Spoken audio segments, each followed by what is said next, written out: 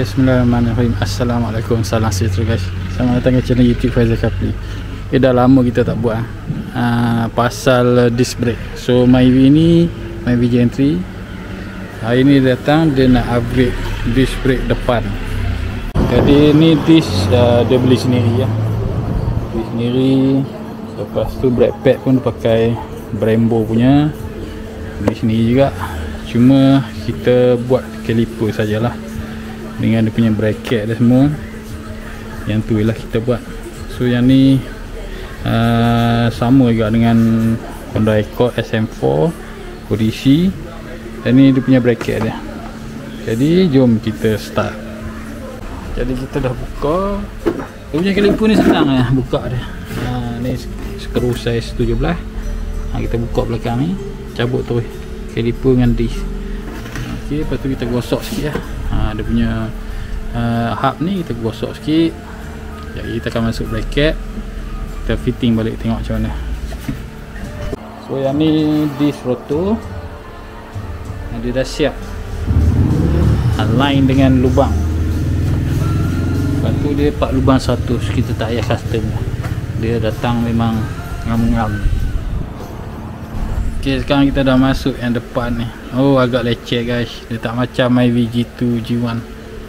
So bracket dia kita kena custom sikit lah.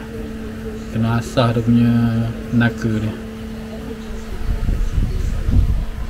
Lepas tu baru boleh pasang. Check ok, tak ada sangkut. So yang ni dah cun-cun. Kita buat sebelah sana pula. Yang ni yang lama punya. Jadi sebelum nak pasang bracket tu, kita kena potong ni dulu. Sini potong, sini potong. Lepas tu yang ni kena asah sikit lah. Atas bawah ni kena asah sikit. Ok. Ok, bila dah asah naka, dia akan jadi macam ni. Ini sama juga. Kena asah sikit.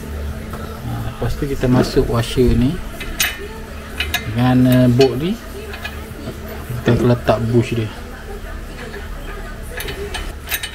Bush dia macam ni. Ok. Lepas tu masuk lah bracket. Bracket pun kena outer juga lah. Settle. So bila kita dah pasang, tengok dia punya fitting pun cantik. Pad pun tak lebih daripada disc. Lepas tu ni punya bracket dan juga bush dia lah. Okay. Dah settle. Sekarang masuk caliper. Okay guys, so kita dah siap setting pula dah. Ingat je serba lah. Okay, kita dah siap pasang disc depan 11 inci Honda Accord SM4.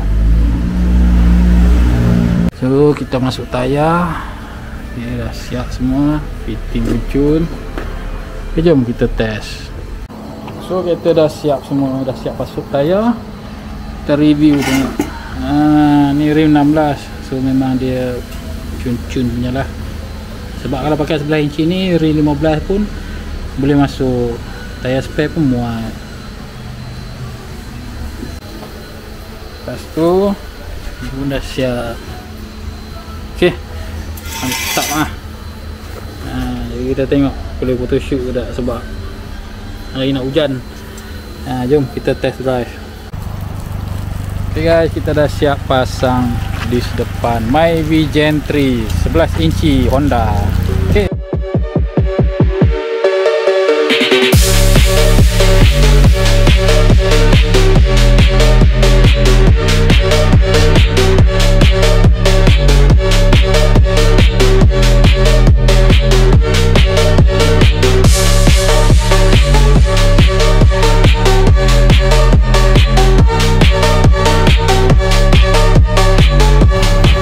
So jangan lupa like, share dan komen di YouTube Faizal Kapli channel. Kita jumpa lagi di next episode. Assalamualaikum.